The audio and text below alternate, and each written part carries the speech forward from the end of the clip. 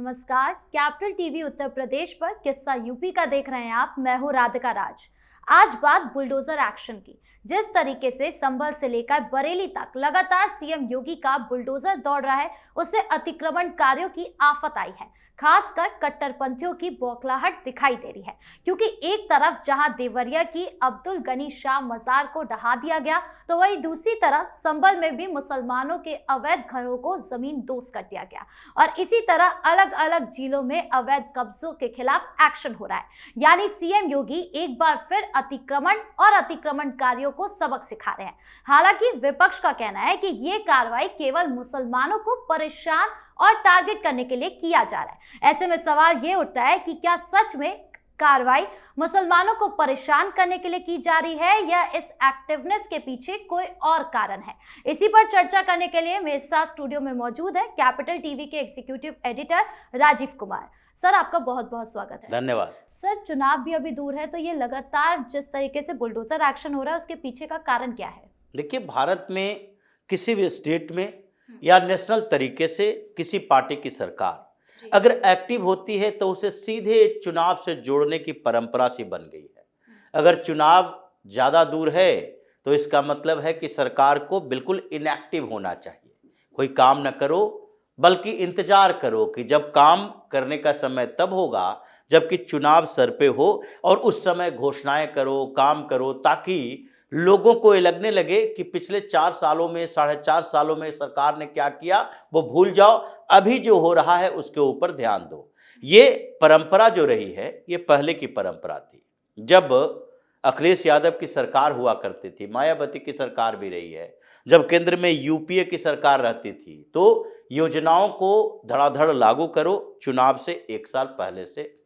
उससे पहले 4 साल तक सिर्फ घपला घोटाला करो, भ्रष्टाचार करो, इनएक्टिव रहे। मुख्यमंत्री उस समय घूमा करते थे, दौरे पर चलो, थोड़ा बहुत रैली करो, यहाँ वहाँ की बातें करो, और 4 साल गवा दो अपने पैकेट भरने में, पार्टी को और ज़्यादा फंड दिलवाने में, और उसके बाद 1 साल का समय काम के लिए रखो। ये परंपरा रही थी। योगी उस परंपरा के मुख्यमंत्री नहीं हैं, इसलिए चुनाव से लेना देना नहीं है। जो मेन मकसद है योगी का, वो है अपने विरोधियों के चैलेंज को स्वीकार करना। अभी इतने दिनों से लगातार चैलेंज मिल रहा था योगी आदित्यनाथ को। जब एडमिनिस्ट्रेशन से कुछ फरमान जारी किए गए, आदेश जारी किए गए, फिर उसके बाद कोर्ट और कचहरी के हवाले इन लोगों ने कोशिश की कि योगी को रोका जाए।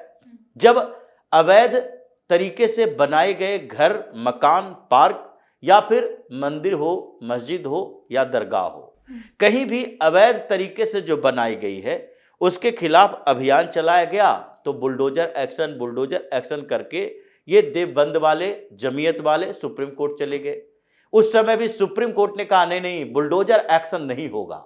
लेकिन नहीं होगा ये सुप्रीम कोर्ट तो नहीं कह सकता, क्योंकि वहां पर कहा ही गया था कि अगर अवैध निर्माण को खत्म करना है, कब्जा से मुक्त करना है, तो फिर उसके लिए आज के ज़माने में हथौड़े फावड़े का उपयोग नहीं किया जा सकता। उसके लिए तो बुलडोजर का ही उपयोग किया जाएगा। इसलिए आप एक गाइडलाइन तैयार कर सकते हैं। सुप्रीम कोर्ट को चैलेंज दिया था कि आप एक गाइडलाइन तैयार कर सकते हो कि इन मामलों में बुलडोजर एक्शन हो सकता है, कार्रवाई हो सकती है, इन मामलों में कार्रवाई नहीं हो सकती है। सुप्रीम कोर्ट ने गाइडलाइन जारी किया कि नोटिस देना पड़ेगा आपको, उसके लिए अप्रोच करने के समय देना पड़ेगा, 15 दिन का समय पहले निर्धारित कीजिए, उसे पेपर दिखाने का समय दीजिए। बड़ी सारे गाइडलाइंस जारी किए, लेकिन उसका फर्क क्या पड़ा? योगी को चैलेंज मिला सुप्रीम कोर्ट से, तो सुप्रीम कोर्ट को चैलेंज करेंगे योगी आदित्यनाथ। उसी तरीके से दूसरे लेवल पर एक परसेप्शन उत्तर प्रदेश में तैयार की गई, और वो लोकसभा चुनाव के बाद से ही था। लोकसभा चुनाव में भारतीय जनता पार्टी की सीटों की संख्या घट गई। अखिलेश यादव थोड़ा ज़्यादा महत्वाकांक्षी हो गए, क्योंकि उनके पक्ष में चुनाव परिणाम आया। भारतीय जनता पार्टी में भी कुछ ऐसे नेता थे जो कि बार बार इस बात का जिक्र करने लगे कि योगी ने जिस तरीके से कठिन दौर में भी, और भारतीय जनता पार्टी चाहे न चाहे, नेता चाहे न चाहे, एडमिनिस्ट्रेशन को जितना कंट्रोल किया, टाइट किया, और उसके बाद जो पूरे उत्तर प्रदेश के लॉ एंड ऑर्डर के सिचुएशन को डील करने के लिए हार्ड एक्शन लिया, बुलडोजर चलवाए, किसी अपराधी के प्रॉपर्टी की जब्ती करवाई, उसको जेल भेजा, इनकाउंटर किया। उसके कारण भारतीय जनता पार्टी से नाराजगी बढ़ी है। ये भारतीय जनता पार्टी के कुछ नेताओं का कहना था। योगी ने चुपचाप सुन लिया।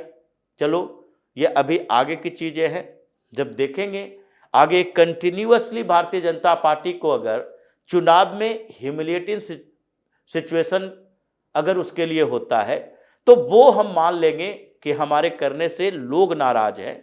लेकिन उन्होंने थोड़े इंतजार के बाद उपचुनाव में अपनी उपस्थिति दिखा दी कि देखो चुनाव कैसे जीती जाती है। ये जो लॉ एंड ऑर्डर की बात करते हो उससे लोग नाराज नहीं हैं, ये बुलडोजर से लोग नाराज नहीं हैं, बल्कि 80% जनता का मानना है कि इस तरह की कार्रवाई होनी चाहिए। इसलिए उपचुनाव में फिर से कमबैक हुआ भारतीय जनता पार्टी का, योगी आदित्यनाथ का।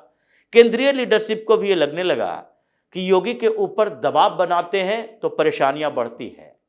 ये किसान आंदोलन के समय योगी के ऊपर दबाव बनाया, राकेश टिकैत जैसे नेता फिर से जमकर गाजीपुर में बैठ गया, जबकि योगी ने अपनी पूरी पुलिस फोर्स को भेज दी थी टेंट और तंबू को उखाड़ने के लिए।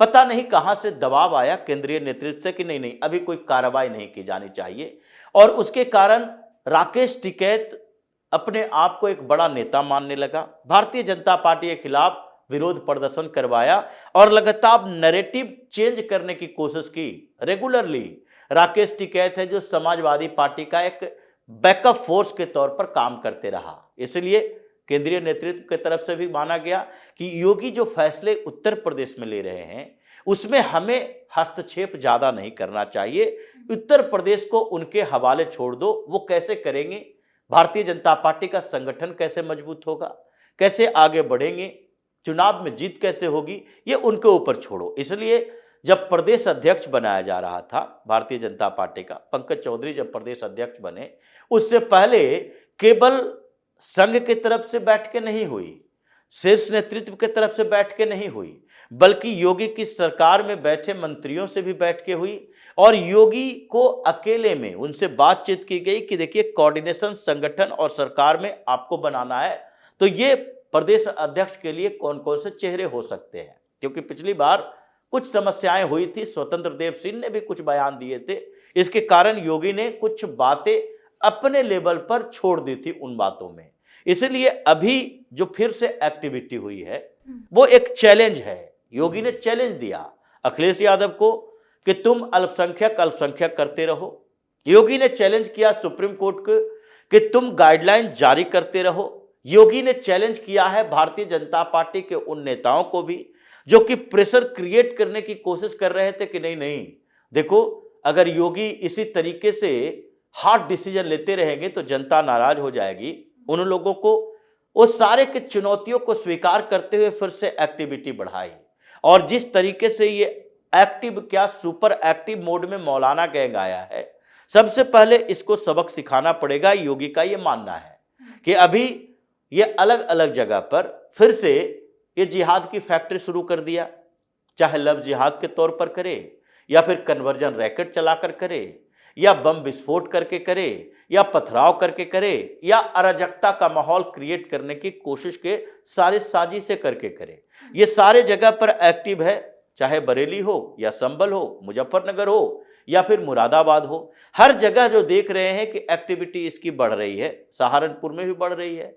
कुछ नेता जो लीडर उभर कर आए हैं कांग्रेस से सपा तक मुसलमानों के, इमरान मसूद हो, इमरान प्रतापगढ़ी हो या फिर बर्क हो या फिर रहीमुल्ला हो, ये सारे लोग जो फिर से एक्टिव हुआ है उसने उसके मनोबल को बढ़ा दिया। इनको लगने लगा है कि देखो हम इतने जबरदस्त तरीके से तुम्हारी आवाज उठा रहे हैं। अखिलेश यादव को भी थोड़ा घमंड हो गया कि हम जो अल्पसंख्यक मुसलमानों के मुद्दे उठा रहे हैं, बात कर रहे हैं, उसके कारण योगी की सरकार थोड़ी बैकफुट पर है।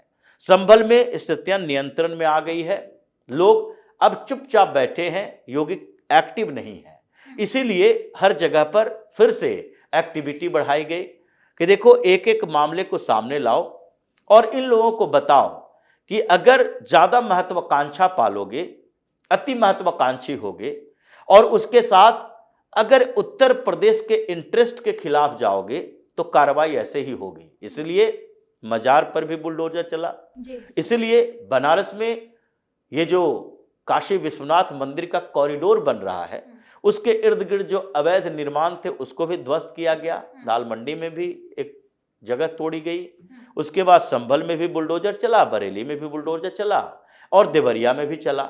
एक साथ एक्टिविटी बढ़ी कि अगर तुमको जाना है तो सुप्रीम कोर्ट जाओ, अगर प्रेशर बनाना है पॉलिटिकल तो समाजवादी पार्टी चीख चिल्ला कर ये बताने की कोशिश करे कि देखो ये बुलडोजर राज चल रहा है, लेकिन अब जो उत्तर प्रदेश के इंटरेस्ट के लिए होगा वही काम किया जाएगा, जो हिंदुओं के इंटरेस्ट के साथ चलेगा उसी का काम होगा।